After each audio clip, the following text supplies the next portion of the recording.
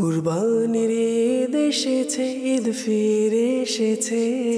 কুরবানির ঈদ এসেছে, ঈদ ফিরে এসেছে। আলহামদুলিল্লাহি রাব্বিল আলামিন ওয়াসসালাতু ওয়াসসালামু আলা সাইয়্যিদিল মুরসালিন। আম্মা বা'দ, ফাআউযু বিল্লাহি মিনাশ শাইতানির রাজীম। বিসমিল্লাহির রহমানির রহিম। আসসালাতু ওয়াসসালামু আলাইকা ইয়া রাসূলুল্লাহ ওয়া আলা আলিকা ওয়া আসহাবিকা ইয়া হাবিবাল্লাহ। আসসালাতু ওয়াসসালামু আলাইকা ইয়া নবিয়াল্লাহ ওয়া আলা আলিকা ওয়া আসহাবিকা ইয়া নূরাল্লাহ।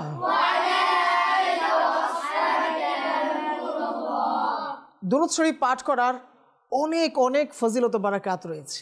প্রিয় নবী রাসূল আরবি সাল্লাল্লাহু আলাইহি ওয়াসাল্লাম ইরশাদ করেন, যে ব্যক্তি দৈনিক আমার প্রতি 50 বার দুরূদ শরীফ পাঠ করবে। কতবার? 50 বার। কাল হাসরের মাঠে আমি তার সাথে মুসাফাহ করব। সুবহানাল্লাহ। সাল্লু আলাল হাবিব আলা মুহাম্মদ সাল্লাল্লাহু আলাইহি ওয়াসাল্লাম। মাদানী চ্যানেলের দর্শকবৃন্দ, বিশেষ করে আমাদের খুদের দর্শকবৃন্দ যারা আছেন, আপনাদের সবাইকে মুবারকবাদ। আপনাদের সাথে রেখেছি এক ঝাঁক মাদানী মুন্না, আর তাদেরকে নিয়ে আমরা বিভিন্ন সেগমেন্ট আকারে এই প্রোগ্রামকে সুবাসিত করেছি। আমরা এখানে জানব বিভিন্ন ধরনের কোরবানির আনুপ্রাসঙ্গিক প্রশ্নের উত্তর জানব।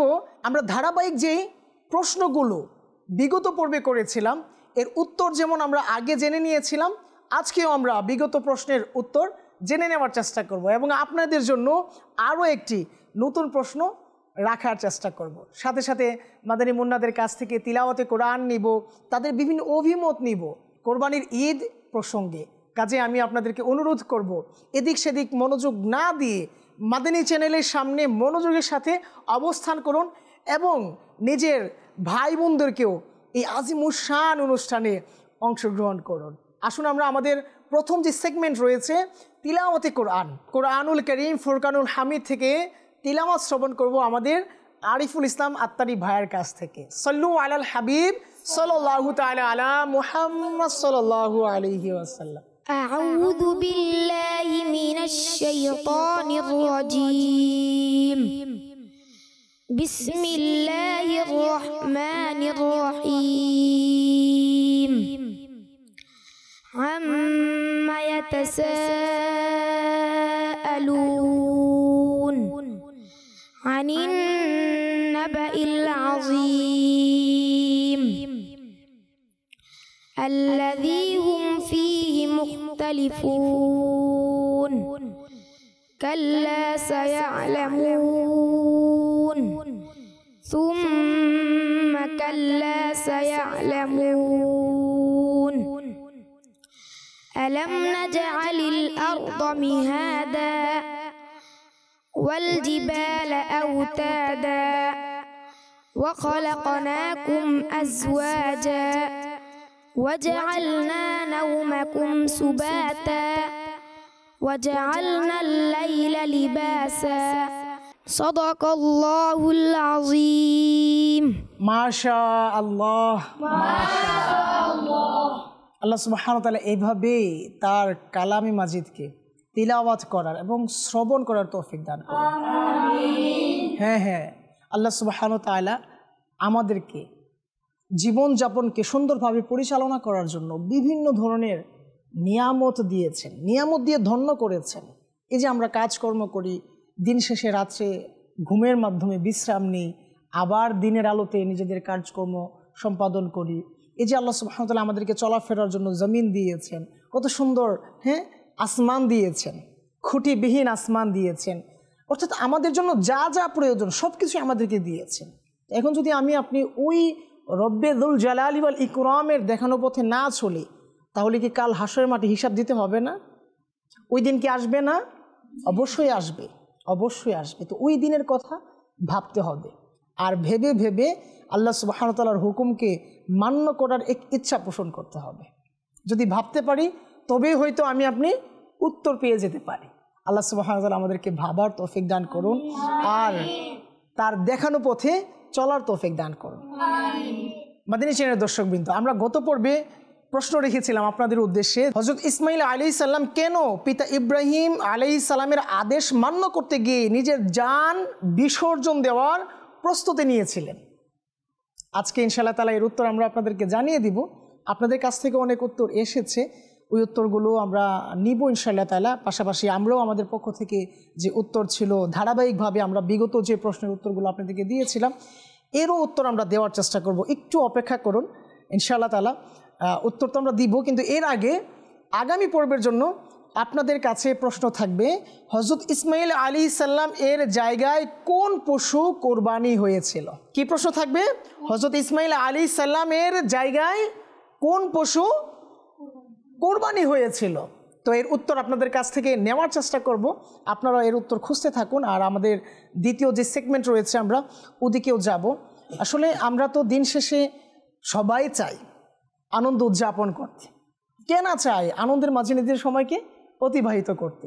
সবাই চায় নিজেকে ভালো ভালো জামা কাপড় দ্বারা সুসজ্জিত করতে, সবাই চায় চারদিকে শোরগোল, হ্যাঁ কোত্থেকে যেন খাসির শব্দ আসছে, হ্যাঁ এদিক থেকে আবার মহিষের শব্দ আসছে, হ্যাঁ হাটের শব্দ, হাটের যে এক শোরগোল ইত্যাদি ইত্যাদি আওয়াজে সবাই চায় ওই আনন্দে সামিল হতে। এই জন্য কেউ প্রস্তুতি নিচ্ছে হাটে যাওয়ার জন্য, কেন? কোরবানির পশু ক্রয় করার জন্য। কেউ যাচ্ছে কোরবানির পশু দেখার জন্য, বা এত এত পশু বছর অন্যান্য দিনে দেখা হয়েও না। আর এই কোরবানি ঈদকে উপলক্ষ করে, কোরবানি ঈদকে সামনে রেখে আমাদেরও বাস একটু সুযোগ হয়ে যায় একসাথে ছাগল, ভেড়া, দুম্বা, মহিষ, বিশাল বিশাল গরু ইত্যাদি দেখার। অবশ্যই আমরা আমাদের ওই আনন্দগুলো কোরবানি ঈদের পশুর সাথে অতিবাহিত করব, কিন্তু তাদেরও কিছু না কিছু হক রয়েছে। তো এই ব্যাপারে ইনশাআল্লাহ তাআলা আজকের পর্বে আমরা জানার চেষ্টা করব। এছাড়াও জানার চেষ্টা করব কোরবানির ঈদ কী, কোরবানির ঈদের ফায়দা কী, কোরবানির ঈদ আমাদের জন্য কী নিয়ে এসেছে, কোরবানির ঈদের কী ইতিহাস রয়েছে। আজকে আমরা যারা মাদানী মুন্নারা এখানে বসেছি, মাশাআল্লাহ আমরা তো প্রোগ্রামের মাধ্যমে জেনে নেওয়ার চেষ্টা করছি, বিভিন্নভাবে বিভিন্ন প্রশ্নের মাধ্যমে নিজের আবেগগুলো বহিঃপ্রকাশের মাধ্যমে অজানা প্রশ্নের উত্তরগুলো নেওয়ার চেষ্টা করছি। কিন্তু আপনাদের বয়সের তো এমন অনেকেই আছে যারা কিনা এখনও হয়তো বিভিন্নভাবে মাশাআল্লাহ খেলাধুলায় লিপ্ত। সন্ধ্যা হয়ে গিয়েছে, হ্যাঁ এখনই হয়তো ঘরে আসার সময়, কিন্তু এমন অনেক সন্তান রয়েছে, অনেক অনেক মাদানী মুন্নিরা রয়েছে, তারা এখনও হয়তো খেলাধুলায় ব্যস্ত। কাজে আমরা আমাদের ওই নৈতিক চরিত্রকে সুন্দরভাবে সুসজ্জিত করার জন্য একটু চেষ্টা করি, আর মাদানী চ্যানেলের সাথে থাকি ইনশাআল্লাহ তাআলা। মাদানী চ্যানেল আমাকে আপনাকে কিভাবে সুনাগরিক হিসাবে, কিভাবে সুন্নতের উপরে আমল করার মন মানসিকতা তৈরি করতে হবে তা শেখাবে ইনশাআল্লাহ তাআলা। কিভাবে পিতামাতার কথা শুনতে হবে, কিভাবে পরিবেশের আরও যেই প্রাণীগুলো রয়েছে, পরিবেশের সাথে আরও যারা সম্পর্ক রেখেছে, সম্পর্কযুক্ত যারা আছে, তাদের সাথে কিভাবে আমাদের উঠা বসা করতে হবে, চলাফেরা করতে হবে, এই সম্পর্কে ইনশাআল্লাহ তাআলা জানবো।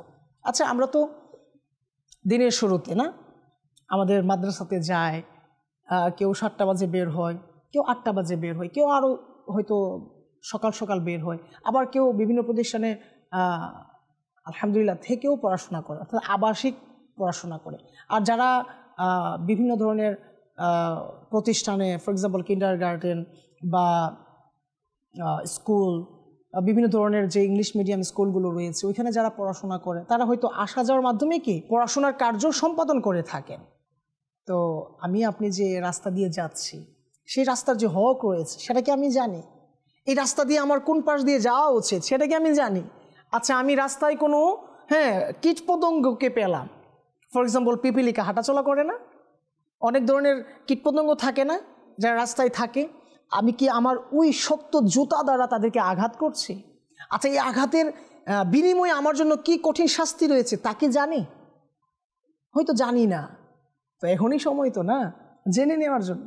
এটাই তো বেস্ট মোমেন্ট, এটাই তো সর্বোত্তম সময় যেখান থেকে কিছু নেওয়া যায়। তো কেন আপনি মাদানী চ্যানেলের সামনে থাকবো না? তো কাছে মাদানী চ্যানেলের এই আজিমুশান প্রোগ্রাম কোরবানির ঈদের সৌন্দর্য দেখার চেষ্টা করি। সাল্লু আলাল হাবিব সাল্লাল্লাহু তাআলা আলা মুহাম্মদ সাল্লাল্লাহু আলাইহি ওয়াসাল্লাম। আমরা সবাই কি সৃষ্টির সেরা জীব, সমাজের সেরা জীব।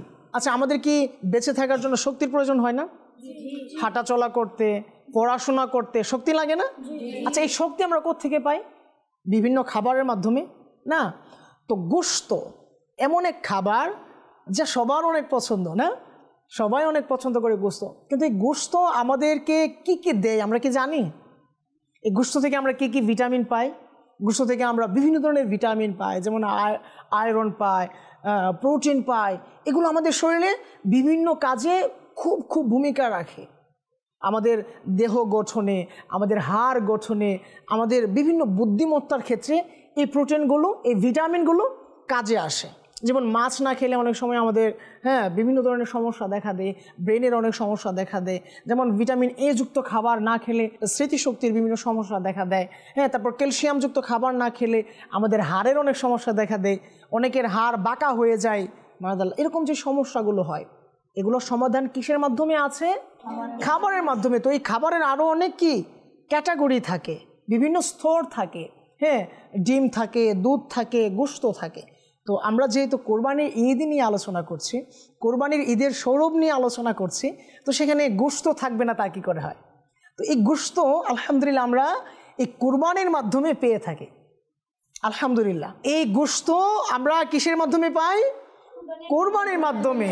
কেউ খাসি পাচ্ছে, অর্থাৎ খাসির গোশত পাচ্ছে, কেউ বা মহিষের গোশত পাচ্ছে, কেউ বা আবার টকবগে লাল ষাঁড়ের গোশত পাচ্ছে।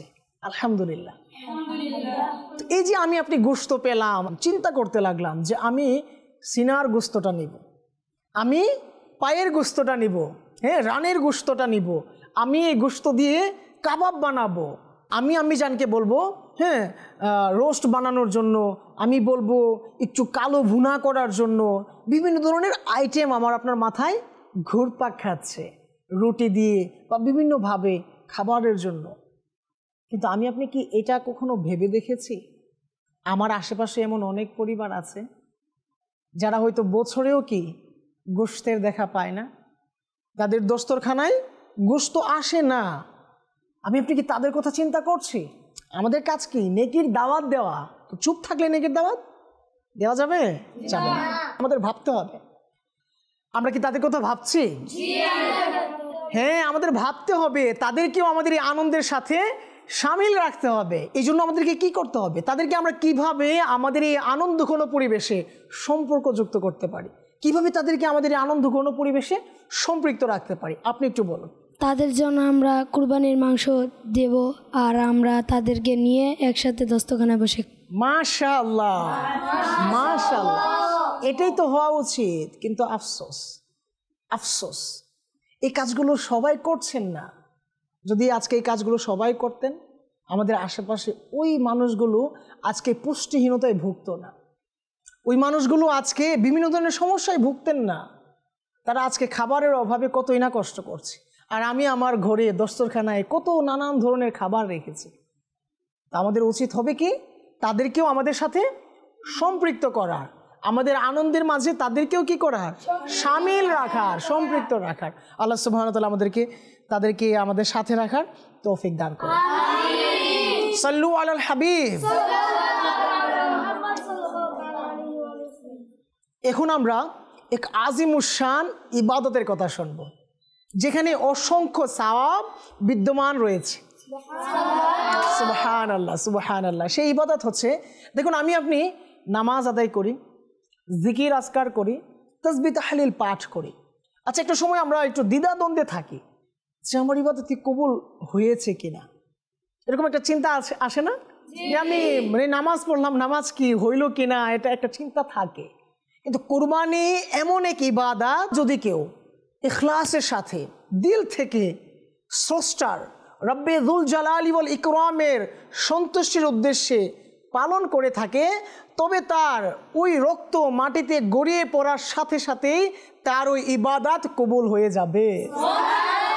শুধু তাই নয়, তার ওই কোরবানির পশুর প্রতিটি লোমের বিনিময়ে নেকি আর নেকি প্রদান করা হবে। এজন্য এক সওয়াবের ভান্ডার। তো আমরা কে কে চাই এই সওয়াবের অংশীদারিত্ব বজায় রাখতে? সবাই চায়। কিন্তু আমাদের তো ওই কোরবানি দেওয়ার সামর্থ্য নেই। এখন আমাদের কি কোরবানি দেওয়ার সামর্থ্য হয়েছে? না, অনেকের হয় নাই। তো আমরা যাদের পিতা মাতার আলহামদুলিল্লাহ ওরকম সামর্থ্য আছে, আত্মীয় স্বজনের মধ্যে যারা এমন আছেন যে কোরবানি তাদের জন্য ওয়াজিব, দেওয়ার সামর্থ্য আছে আলহামদুলিল্লাহ, তাদেরকে উৎসাহ দিতে হবে। আপনি সওয়াব চাচ্ছেন, আপনি শান্তি চাচ্ছেন, রহমত চাচ্ছেন, তো আল্লাহর হুকুম মান্য করেন। তাদের কাছে নেকির দাওয়াত পৌঁছে দিব ইনশাআল্লাহ তাআলা, যে আসুন আমরা আল্লাহ তাআলার হুকুম মান্য করি আর ওই অসংখ্য সওয়াব অর্জন করি। তো এখন আমরা অসংখ্য সওয়াব অর্জনও করলাম বা অর্জন করার চিন্তাও করলাম, কুরবানিও দিয়ে দিলাম। এখন আমরা এই যে কুরবানি করলাম, পশুর যে রক্ত আছে, চামড়া আছে, নাড়ি ভুঁড়ি আছে, এগুলো আমরা কি করব? এখন আমি অনেক সওয়াবের ভাগিদার তো হয়ে গেলাম, কিন্তু আমার এই সওয়াবের কারণে অন্যের জন্য কষ্ট না হয় তার দিকে কি করতে হবে? লক্ষ্য রাখতে হবে। এজন্য আমাদেরকে কি করতে হবে? কে বলতে পারবেন? আপনি বলেন। পরিষ্কার করতে হবে, যেন অন্যের কষ্ট না হয়, যেন আমার কারণে আমার প্রতিবেশী আঘাত না পায়, এমন যেন না হয়। আমি খাবার খেলাম, আমি ফ্রুটস খেলাম, আমি বিভিন্ন ধরনের ভালো নামি দামি খাবার খেলাম, কিন্তু ওই খাবারের উচ্ছিষ্ট অংশ আল্লাহ না করুক আমি ওই প্রতিবেশীর দরজার সামনে, আস্তাগফিরুল্লাহ, ঘরের সামনে, বাড়ির আঙিনায় রেখে দিলাম, ওইখান থেকে দুর্গন্ধ আসলো। আর না, এমন না হোক যে ওই ফর এক্সাম্পল আপেল খেলাম, লিচু খেলাম, আঙুর খেলাম, এই যে নামি দামি খাবারগুলো আমি খেলাম, কিন্তু আমার ওই প্রতিবেশী যিনি আছেন উনি হয়তো ওই খাবার কেনার সামর্থ্য রাখে না, উনি খেতে পারছেন না। এখন ওনার ঘরের সামনে যদি ওই খাবারের ছোকলা থাকে, অবশিষ্ট অংশ থাকে, উনি কি কষ্ট পাবে না? উনি কি কষ্ট পাবে না? জি। কষ্ট শুধু একবার পাবে না, দুইবার পাবে। কয়বার পাবে? দুইবার। এক, ওই খাবার না খাওয়ার জন্য, আর দ্বিতীয়ত ওই খাবারের দুর্গন্ধের কারণে। তাহলে আমাদের কি করতে হবে? পরিষ্কার করতে হবে, পরিষ্কার পরিচ্ছন্ন করতে হবে। আল্লাহ সুবহানাহু ওয়া তাআলা আমাদেরকে এইভাবেই আমাদের পরিবারকে, আমাদের পরিবেশকে, আমাদের সমাজকে, আমাদের চারপাশকে সুসজ্জিত করার তৌফিক দান করুন। আমিন। কোরবানির ঈদ প্রায় চলে এসেছে, আস্তে আস্তে কোরবানির ঈদের সম্মুখীন হচ্ছি আমরা। আমাদের ভিতরে এক আনন্দের উচ্ছ্বাস প্রতীয়মান হচ্ছে।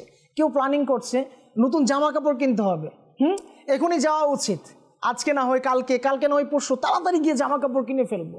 কেউ ভাবছে এখনই যাব হাটে, গরু কিনবো, আবার কারো বাসায় গরু চলে এসেছে, এদিক থেকে শব্দ, ওদিক থেকে শব্দ, এই জন্য কেমন এক আনন্দ ঘন পরিবেশ বিরাজমান হচ্ছে আলহামদুলিল্লাহ চারপাশে। তো এই আনন্দ ঘন পরিবেশের জন্য আমার কারণে অন্যের ক্ষতি না হয়। শুরুতেই বলেছিলাম, আমরা যারা মাদানী মুন্না মুন্নিরা রয়েছি, আমরা আমাদের প্রতিষ্ঠানে যাই, আমরা বিভিন্ন সময় বিভিন্ন কাজে আমরা রাস্তায় বের হই, বিভিন্ন প্রয়োজনে আমরা যাই, হয় মসজিদের কাজে বা বিভিন্ন কাজে আমরা রাস্তায় বের হই। এখন রাস্তায় তো বের হলাম, কিন্তু রাস্তায় বের হওয়ার যে সুন্নত আদব রয়েছে তা কি জানি বা জানার চেষ্টা করি? আসুন না আজকে মাদানী মুন্নাদের কাছ থেকে আমরা ওই রাস্তায় হাঁটা চলার যে সুন্নত আদব রয়েছে তা আমরা জানার চেষ্টা করি। সাল্লু আলাল হাবিব সাল্লাল্লাহু তাআলা আলা মুহাম্মদ সাল্লাল্লাহু আলাইহি ওয়াসাল্লাম। তার কোন পাশ দিয়ে যাওয়া সুন্নতে মুবারক? ঘর থেকে বাইর হওয়ার সময় রাস্তার ডান পাশ দিয়ে হাঁটাচলা করা সুন্নত। সুবহানাল্লাহ, সুবহানাল্লাহ। আচ্ছা, আমরা তো ঘর থেকে বের হলাম, কিন্তু ঘর থেকে বের হওয়ার যে সুন্নত আছে সেটা কি জানার চেষ্টা করেছে কোনো দিন? আসুন না, আমরা আমাদের যে খুদের দর্শক আছে, আমাদের টিভি সেটের সামনে যারা অধীর আগ্রহ নিয়ে আমাদের কথা, আপনাদের কথা শুনছে, তাদের উদ্দেশ্য করে একটু বলে দিন কিভাবে ঘর থেকে বের হতে হয়, কোন পা দিয়ে ঘর থেকে বের হতে হয়?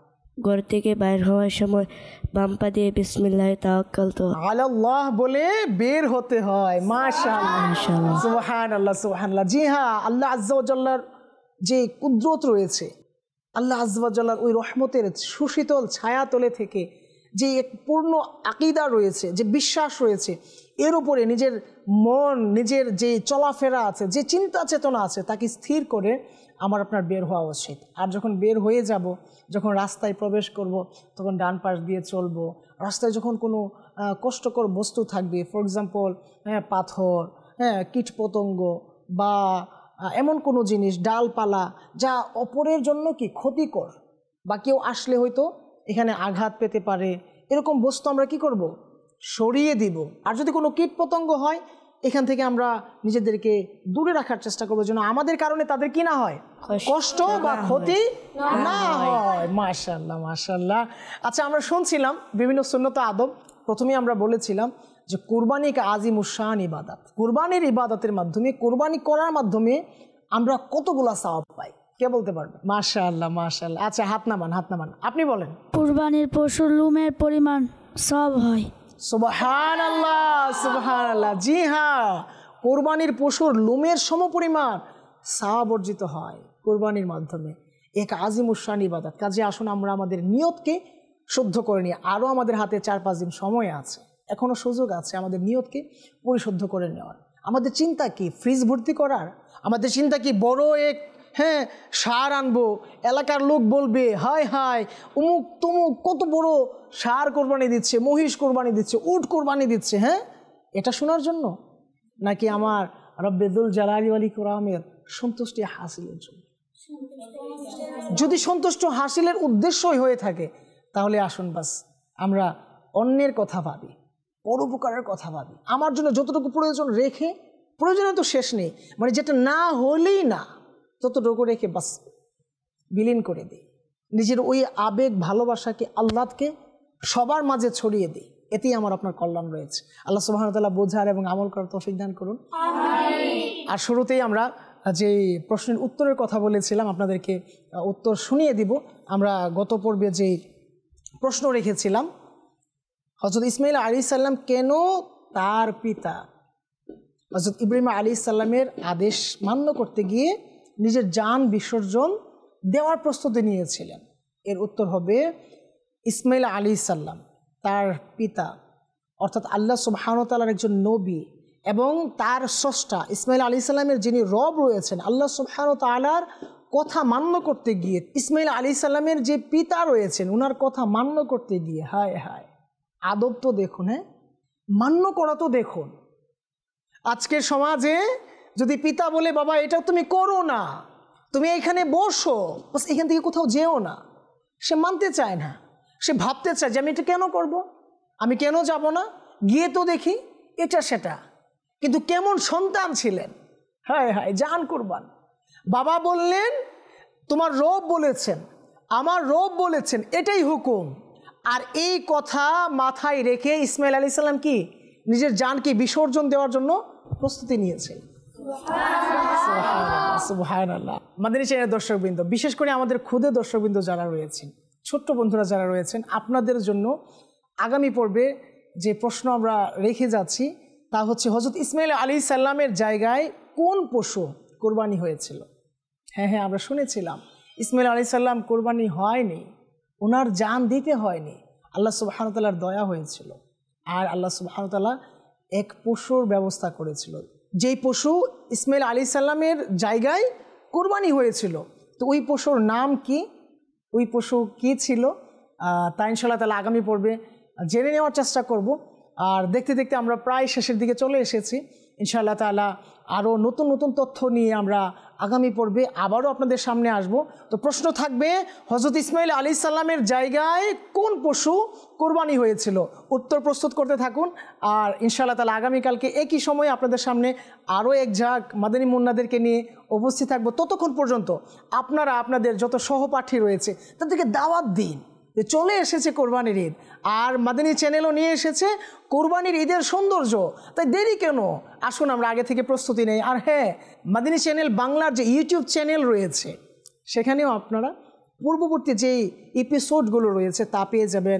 মাদানী চ্যানেল বাংলার অফিসিয়াল ফেসবুক পেজও আপনারা পেয়ে যাবেন। কাজে যেহেতু টেকনোলজিসের জামানায় আছি, যেহেতু এই বয়সেও আমি ফোন নিচ্ছি হাতে, তো কেন আমি আপনি মাদানী চ্যানেল বাংলার পেজে ঘুরে আসি না, কেন আমি আপনি মাদানী চ্যানেল বাংলার যে ইউটিউব চ্যানেল রয়েছে সেখানে আমি আপনি ঢুকি না, কেন মাদানী মুন্নাদের প্রোগ্রাম বিশেষ করে কোরবানির ঈদের সৌন্দর্য এই অনুষ্ঠানগুলো দেখছি না? তো রিকোয়েস্ট থাকবে প্রথম থেকে এই পর্যন্ত, এই 6 এপ্রিল পর্যন্ত আমরা দেখার চেষ্টা করি ইনশাআল্লাহ তাআলা।